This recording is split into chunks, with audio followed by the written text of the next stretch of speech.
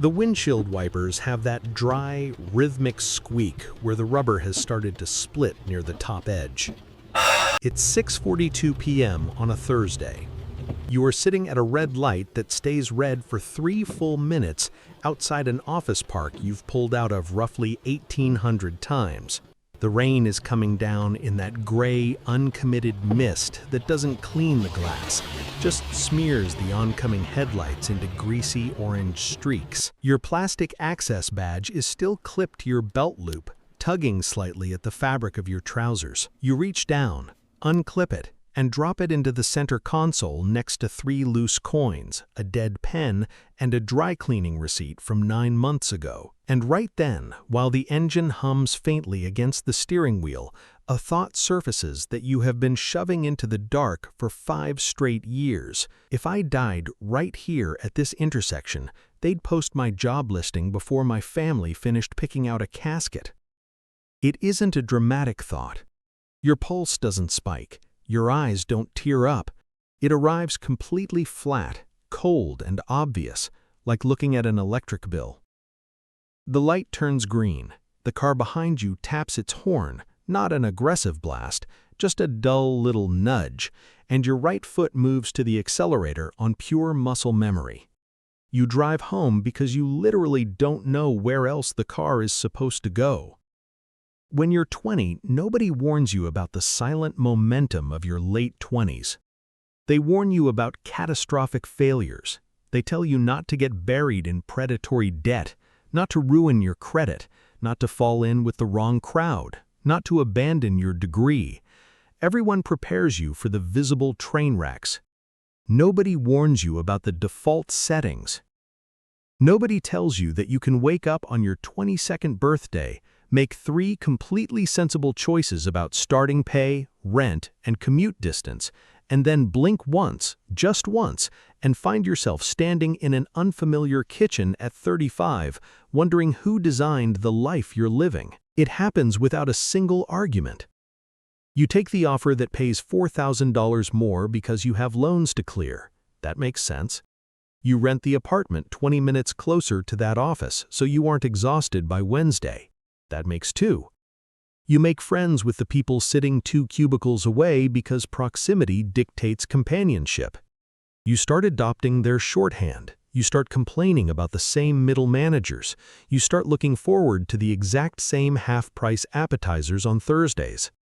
You tell yourself this is just the prelude, the opening credits, the unglamorous prologue before the real story finally gets around to starting. Year 1 blurs into Year 3. Year 3 gets a promotion tacked onto it. Not life-changing money, just enough to buy a slightly quieter car and upgrade your mattress. The raise feels like progress, but what it actually does is lift your baseline cost of living just high enough that stepping sideways would require a financial sacrifice you aren't prepared to make.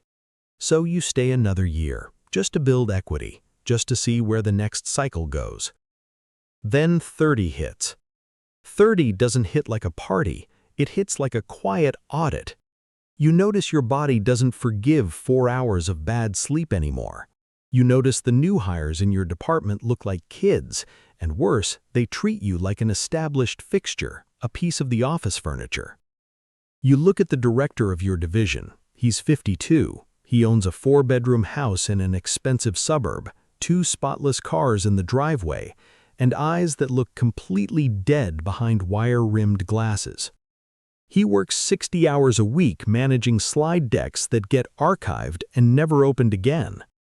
You look at him across a conference table and a cold realization hits you.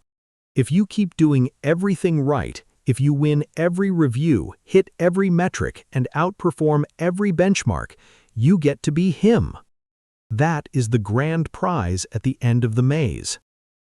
The panic usually sets in right around 35, because that is the exact point where denial runs out of fuel.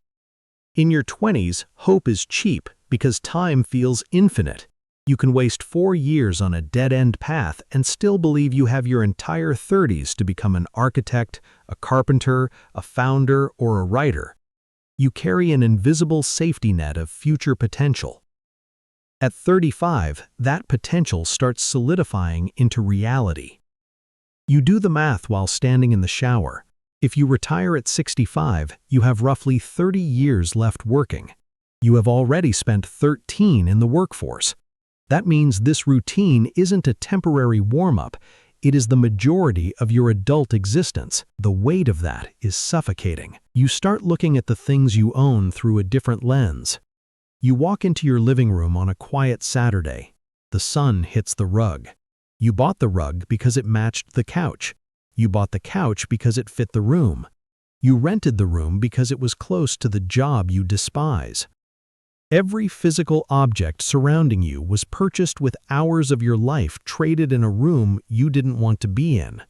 The television cost 2 months of swallowing passive-aggressive emails.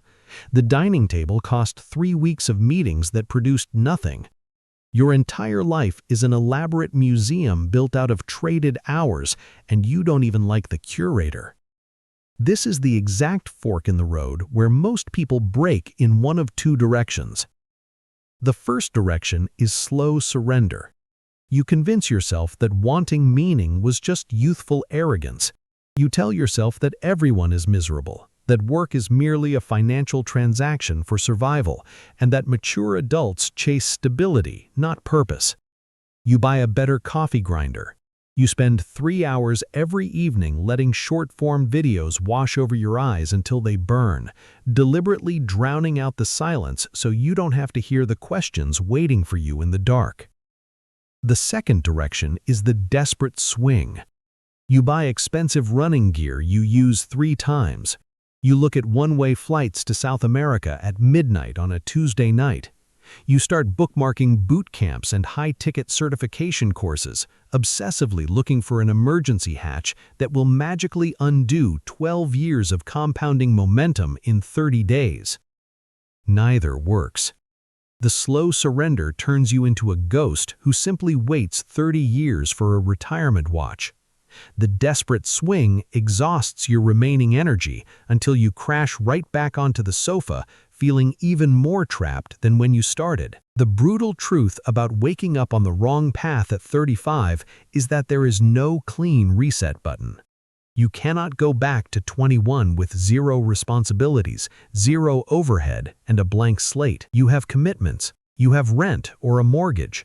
You have people who depend on you, or at the very least, a monthly survival cost that doesn't care about your existential awakening. If you try to blow up the bridge while you're standing in the middle of it, you just fall into the water. The only way out is unglamorous, slow, and deeply humiliating to your ego. You have to pay the tax of being an amateur again. When you've spent over a decade getting competent at something, even something you hate, you get addicted to the safety of knowing what you're doing. You know the software, you know the politics, you know how to sound like an authority. Changing course means stripping that away. It means sitting at a kitchen table at 9 o'clock on a Tuesday night trying to learn a skill from absolute zero, feeling slow, clumsy, and completely out of your depth. It means watching people 10 years younger than you run laps around your early attempts and fighting the desperate urge to quit just to protect your pride. Pride keeps more people trapped in the wrong life than lack of talent ever will. It feels safer to be a miserable expert than a hopeful beginner. You also have to confront the sunk cost. Those 12 years you spent building a resume in a field you hate, they're not coming back. The late nights, the weekend emails, the stress, none of it is going to convert into useful currency on a new road. You have to write it off as a total loss. That is why people stay until 50. They convince themselves that leaving at 35 means they wasted their 20s. They fail to see that staying until 40 means wasting their 30s too. The shift doesn't happen with a dramatic resignation speech. It happens in the quiet margins of the days you already have. It happens in the hour between 5 and 6 in the morning before the notifications start pouring in. It happens on a Sunday afternoon when you close the group chat and spend 90 minutes building something that belongs solely to you. A skill, a craft, a small business, a manuscript, a code base. It happens when you stop buying cheap status symbols to numb the misery of earning the money that paid for them. Every unnecessary expense you strip away is time bought back from the machine. You don't need permission from anyone. You don't need a life-altering epiphany. You just have to look at the worn leather on your shoes, look at the plastic badge sitting in the cup holder, and state the plain reality out loud. The blueprint was wrong. It wasn't evil. It was just a set of instructions designed for pure survival, handed to an 18-year-old who didn't know who they were yet. You followed it. You proved you have the discipline to show up, carry weight, and survive the routine. Now take that exact same discipline, the endurance that kept you functioning in a place you hated for a decade, and turn it towards something you can stand to look at 10 years from now. The car is still idling at the intersection. The light is still green. You don't have to pull a sudden U-turn in the middle of traffic. Just stop buying things for a house you don't want to live in and start building the door